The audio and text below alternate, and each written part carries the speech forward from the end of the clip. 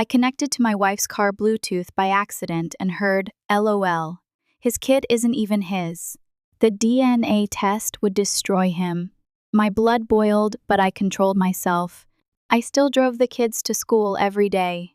5 days later, she regretted everything she said. So, I, 34M, have been with my wife Sophie, 32F, for almost 10 years, married for 8. We have a 6-year-old son, Liam, who is literally my whole world, or at least I thought he was my son until last week. I'm still processing everything, so sorry if this comes out jumbled. My brain is just, not great right now.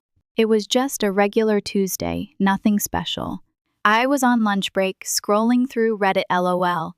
Ironic now, and wanted to call Sophie to ask if she could pick up some stuff for dinner. She was supposed to be having lunch with her friend Clara. They do this weekly thing at this overpriced sandwich place that Sophie loved. Whatever. So I hit her contact on my phone and it starts connecting, but instead of ringing, I'm suddenly hearing voices. It took me a second, but I realized my phone had connected to her car's Bluetooth. This happens sometimes when she's in range, and the call automatically routes there. She must have been sitting in the parking lot or something. And then I heard Clara's voice, clear as day. LOL, his kid isn't even his. The DNA test would destroy him. I literally froze, like sandwich halfway to my mouth, not breathing, the whole 9 yards. At first, I thought maybe they were talking about someone else had to be talking about someone else. Then Sophie laughed. That specific laugh she does when something is both funny and scandalous to her. And she goes, I know, right?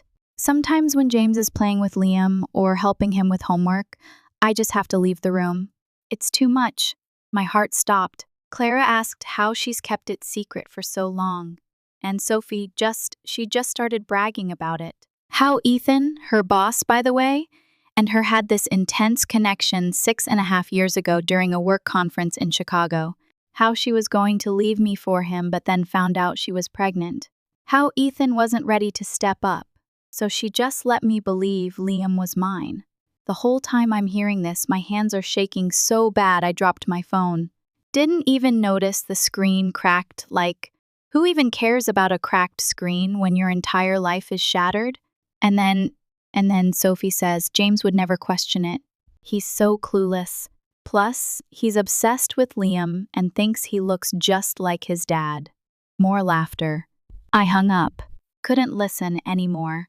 At that moment, I swear I almost drove straight to that sandwich place to confront her. Was legit sitting in my car, hands gripping the steering wheel so tight my knuckles were white. I've never been so angry in my life. But something stopped me, call it self-preservation or whatever. So I took 3 deep breaths, thanks, crappy workplace stress management seminar, and decided I'm not going to lose it. Not yet. This needs to be calculated. I called in sick for the rest of the day, told my supervisor I had food poisoning or something, drove around for like 2 hours just thinking. The whole time, my phone was blowing up with notifications, group chats, emails, whatever, but I couldn't focus on any of that crap. When I finally got my head somewhat straight, I called an old buddy from high school, Ryan, who's now a lawyer. Didn't give details, just asked for a recommendation for someone who handles family issues. He must have heard something in my voice because he squeezed me in that same afternoon. The lawyer laid out my options. Divorce in our state is no fault, but infidelity can impact asset division sometimes. He told me to start gathering evidence, securing finances, all that practical stuff that seems so freaking impossible when your brain is on fire. But that's exactly what I did. I went home that night and somehow acted normal. Made dinner with Sophie, helped Liam with his spelling homework, watched some stupid reality show on Netflix with her curled up next to me on the couch, all while feeling like I was going to puke or scream or both. The next few days were the same. Wake up, make breakfast, kiss Sophie goodbye, drive Liam to school. Those drives killed me looking at him in the rearview mirror, wondering how I never noticed he doesn't have my eyes. or my chin, or anything of mine. Meanwhile, I was making moves, opened a separate bank account at a different bank, downloaded and secured all our financial records, started transferring small amounts to the new account, made copies of important documents, took pics of family heirlooms and stuff that was definitely mine before marriage, documented everything in a password-protected Google Doc. Sophie didn't suspect a thing. Why would she? According to her, I'm clueless, right? I even managed to swipe Liam's toothbrush for a DNA test. Ordered one of those kits online with expedited shipping. The wait is killing me, but I need to know, even though I already know. Does that make sense? Probably not. The hardest part? Still being a dad to Liam. None of this is his fault. I've been the only father he's ever known. When he asks me to read him a story at night or wants to show me his new Minecraft build, I still do it. Still love him. That part hasn't changed, which makes everything else so much more complicated. 5 days in now. Still haven't confronted Sophie. Still driving Liam to school. Still kissing my wife goodbye in the mornings like everything is fine. But it's not fine, and soon she's going to realize just how not fine things are. I've got our anniversary dinner planned for this Saturday reservations at this fancy place downtown. She's always wanted to try. She thinks I'm being romantic. Little does she know I've got a special gift planned. The DNA results should be here by then. I'm not usually the type for revenge, always thought I was better than that. But hearing her laugh about how she's been lying to me for 6 years about something this huge, yeah, this isn't over. Not by a long shot. Will update after Saturday. Wish me luck, Reddit. Update. First of all, thank you all for the support on my last post. Never expected thousands of people to care about my train wreck of a life. But here we are. Sorry it took me a few days to update, been kind of busy burning my life to the ground in the best possible way. So, where was I? Right, the anniversary dinner. But let me back up a bit. Those 3 days between my last post and Saturday were the longest of my freaking life. I woke up next to Sophie every morning feeling like I was suffocating, watching her get ready for work, all smiles and kisses, while I knew she was going to spend the day with the dude who actually fathered my son. Pure torture. The DNA test arrived Wednesday afternoon. I was working from home that day and practically tackled the delivery guy. Sophie was at work, so I had privacy to open it. Took me like 20 minutes to actually break the seal, though kept pacing around our kitchen, staring at the envelope like it was going to bite me. Results were exactly what I expected. 0% chance I was Liam's biological father. Still felt like getting hit by a truck, though. You know, like I knew, but now I knew. Spent an hour sitting on the bathroom floor, just breathing. Then I got my act together and finalized the plan. Thursday morning, I met with Ryan, lawyer buddy, again. Showed him the results, and he helped me get all my ducks in a row. Legal stuff is boring, but basically I'd already moved about 60% of our savings to my new account, had copies of everything we owned together, changed passwords on all my personal accounts, had paperwork ready for filing first thing Monday morning. Friday, I contacted Ethan's wife, Laura, through Facebook. Never met her before, but her profile was public, and I figured she deserved to know too. Sent her a message saying I had important information about her husband and my wife. She read it right away but didn't respond. Whatever. Ball in her court. Saturday morning, anniversary. Sophie was all giggly and thinking I was being Mr. Romance. She went for a mani-pedi, charged to our credit card naturally, while I finished preparations. Put the DNA results in an anniversary card along with screenshots of text messages between her and Ethan I'd found on our shared iPad. Pro tip, when you're cheating, maybe don't use the family iPad that syncs messages. SMH. Dinner was at 7 at this fancy Italian place downtown, reservations made weeks ago, before I knew my life was a lie. The irony.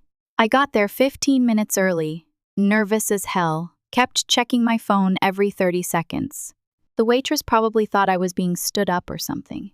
Then Sophie walked in. Not going to lie, she looked amazing, red dress, hair done, the works. For a split second, just a split second, I almost felt bad about what was about to happen. Almost. She sat down, all excited, talking about how she couldn't believe I remembered this was the restaurant she'd been wanting to try. Ordered some fancy wine I can't pronounce. Was being extra touchy hand on my arm, playing footsie under the table. The whole time I'm just nodding, smiling, dying inside. So we order our food. Appetizers come. She's taking pics for her Instagram, got to keep up appearances, right? Then she asks if I got her anything. Says it with this little pout that used to be cute but now made me want to flip the table. That's when I pulled out the envelope, nice blue one with happy anniversary in silver letters. Real classy. Sophie's face lit up. She was expecting jewelry or something. Opens it, pulls out the card, and a bunch of papers fall out. She looks confused for a second, then starts reading. I wish I had a camera for what happened next, like, her face literally went through the 5 stages of grief in about 10 seconds. Confusion, shock, denial, anger, then this weird blank look. She whispered that she could explain, that it wasn't what it looked like, that she'd made a mistake, but it was just once. A long time ago. I just sat there, didn't say a word, let her dig the hole deeper. Then she got loud, started saying I violated her privacy, that I had no right to snoop through her things or get a DNA test without permission, that I was trying to humiliate her. That's when I finally spoke up. Told her I didn't snoop, she and Clara broadcasted it over Bluetooth. Her face went white. Told her I'd already spoken to Ryan, that I'd moved most of our money, that divorce papers were ready to file Monday morning, that Laura knew everything. The restaurant was packed. People were staring. The waiter was hovering awkwardly nearby, clearly not wanting to approach our table. Sophie started crying, not cute movie tears, ugly mascara running, nose dripping, crying, begging me not to do this, saying she loved me, that Liam needed his father, that we could work it out. I just asked her one question, why? Her answer was so pathetic, it's almost funny. Said she and Ethan had this connection, but he wasn't reliable. That she knew I'd be a good father, that she convinced herself. It was better for everyone this way. Better for everyone except me, anyway. I paid for my half of the bill, left her to cover her half, petty I know, but satisfying, and walked out. She followed me to the parking lot, still crying and making a scene. People were recording on their phones, which just made her more hysterical. I got in my car, rolled down the window, and told her I'd be back tomorrow to get my stuff, that she should tell Liam I had to go away for work for a few days until I figured out how to explain things. The rest of the night is kind of a blur. I checked into a hotel downtown. Sophie called me 57 times 57, left 29 voicemails, each more desperate than the last. Sent over 100 texts ranging from begging to threatening to more begging. Sunday morning, she was still at it, now saying she'd take Liam away if I didn't come home, that I was abandoning my family, that she'd make sure everyone knew what an ass I was. I finally texted back, check your email. I'd sent her screenshots of her conversation with Clara, plus the DNA results, plus pictures of her and Ethan from a work event looking very cozy. Told her if she wanted to play dirty, I had more ammunition than she could imagine. Radio silence after that. Around noon, my mom called. Sophie had called her crying, saying we'd had a fight and I'd walked out. My mom knew something was up because I never walk out during arguments. I'm more of a let's talk this out guy. Told my mom the basics. She went from shocked to furious in about 3 seconds. Said she was coming over to help me get my stuff.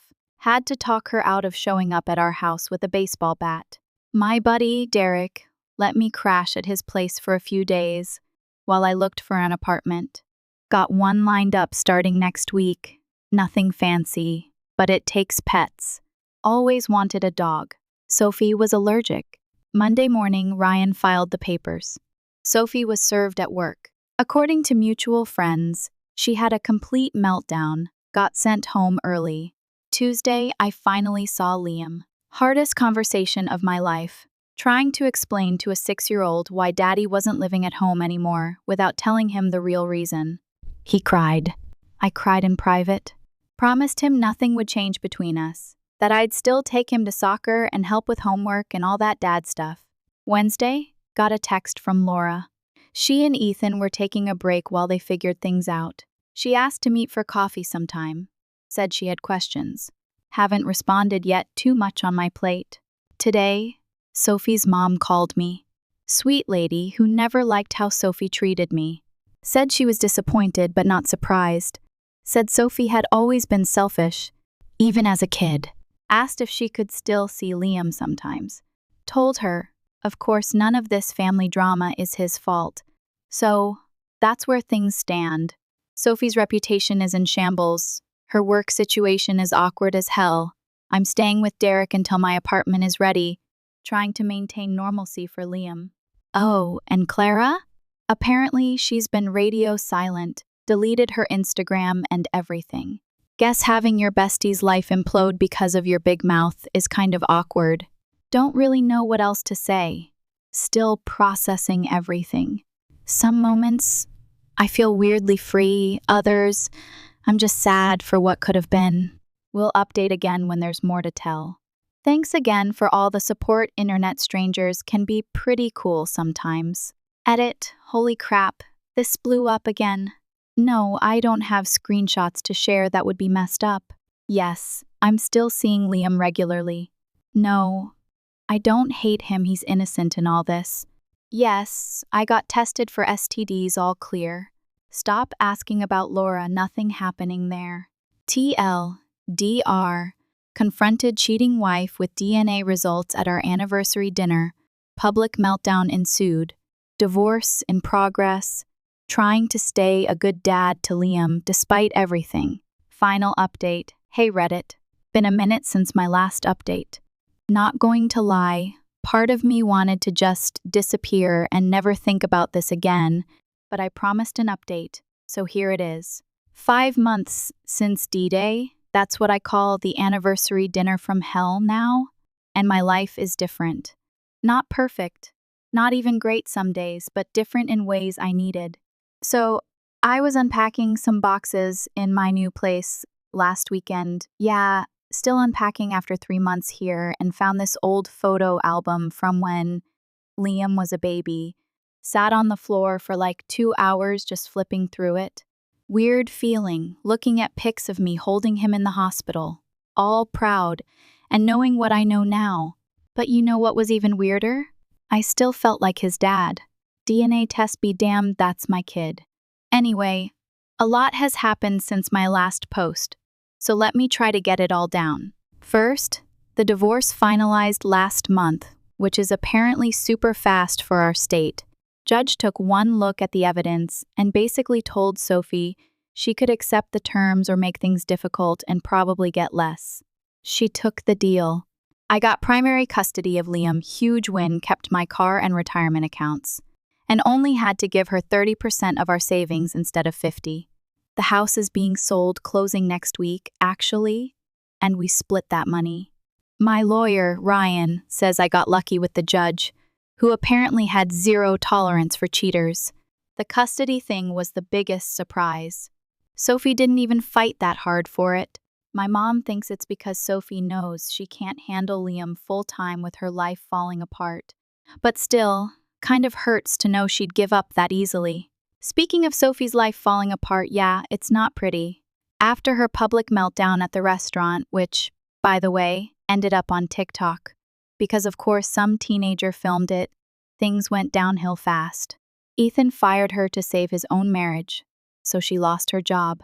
Most of our mutual friends chose sides, and not many chose hers. She's living in some crappy one-bedroom apartment now, working at Target. I know this because Liam tells me, not because I'm keeping tabs or anything. Oh, and Ethan? That whole situation imploded in spectacular fashion. Laura and I did end up getting coffee back in month 2, super awkward at first. Like, what do you even say to the wife of the guy who knocked up your wife? But she's actually cool, very different from Sophie. Quieter, more thoughtful. She told me Ethan tried to deny everything at first, then blamed Sophie for seducing him, then finally admitted to the whole thing. They're in counseling now, trying to work it out for their kids. Not my circus, not my monkeys. The hardest part of all this has been Liam. Had to tell him some version of the truth eventually, that I'm not his biological father, but I'm still his dad in all the ways that count.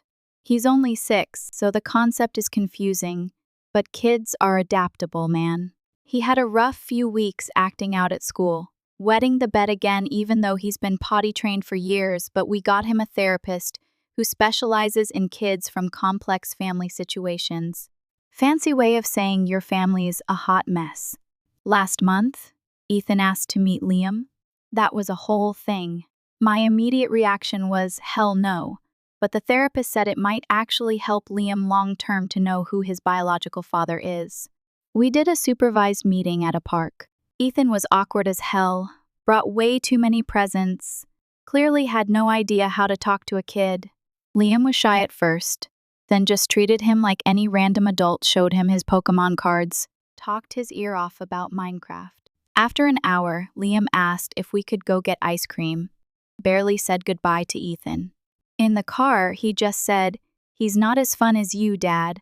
Not gonna lie, I teared up a bit. Ethan signed away his parental rights but agreed to pay child support. Sophie threw a fit about that thought she'd be getting the payments. Nope, that money's going straight into Liam's college fund. My new place is nothing special, 2-bedroom apartment in a decent area. Close enough to Liam's school that I can still do drop-offs most days. Got him a bunk bed for his room, even though he doesn't need the top bunk. He thinks it's the coolest thing ever. My mom comes over a lot, helps with Liam when I need it. She's been my rock through all this. The apartment has issues dishwasher that sounds like it's possessed, weird smell in the hallway that nobody can identify, upstairs neighbor who apparently practices river dancing at 2 a.m., but it's mine. No memories of Sophie here, no lies, just me and Liam making new memories. Got a dog too, finally shelter mutt named Rex who follows Liam around like he's the second coming of Christ. Work has been a good distraction. Got a small promotion last month, nothing fancy, just a little more responsibility and a bit more money. Enough that I could buy Liam a Switch for his birthday without sweating the cost too much. Been putting in extra hours, partly for the money, partly to keep my mind busy. My social life is well. It exists now, which is something.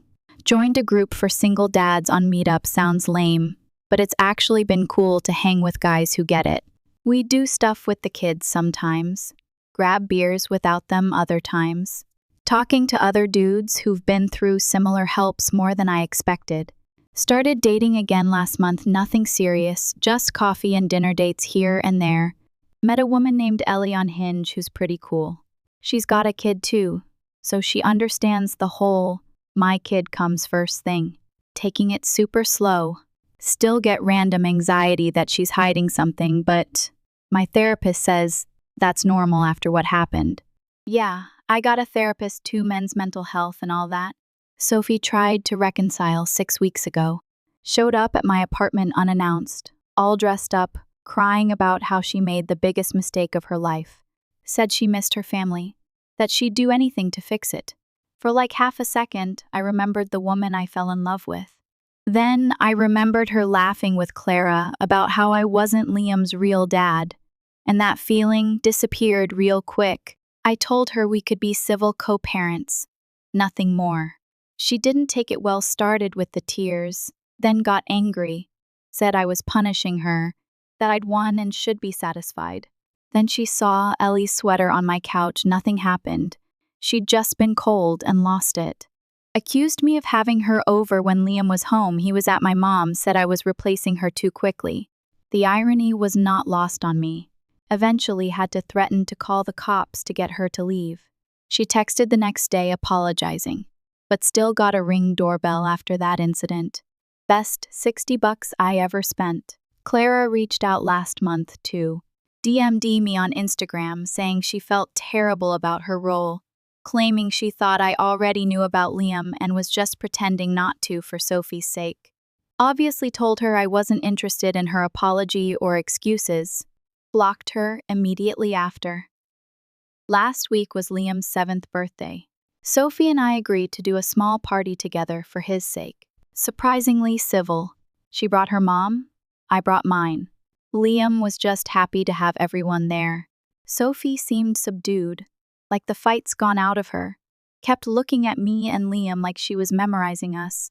Made me feel weird, not going to lie. After the party, she asked if we could talk privately. Said she's moving to Cincinnati for a fresh start. Got a better job offer there. Asked if I'd bring Liam to visit sometimes. I said we'd figure something out. She's leaving next month. Part of me feels relieved.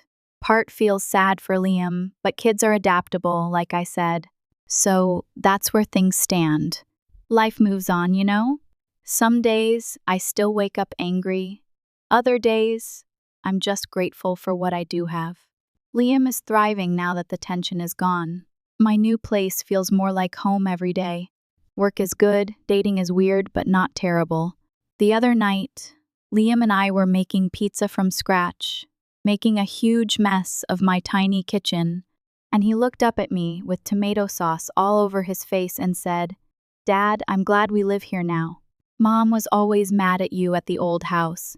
Kids, man, they see everything. I don't know what the future holds. Maybe someday I'll fully trust someone again. Maybe I'll always have that little voice in the back of my head. But I do know that hearing that Bluetooth conversation was the worst thing that ever happened to me. Living a lie isn't living at all." Thanks for coming on this journey with me, Reddit. Your comments and support helped more than you know. I'm signing off from this saga now. Time to focus on the future instead of reliving the past. TLDR, 5 months post-divorce. I have primary custody of Liam, a new apartment, a dog, and I'm slowly rebuilding my life. Sophie lost her job, most friends, and is moving away. Biological father signed away rights but pays child support. Life isn't perfect, but it's honest now.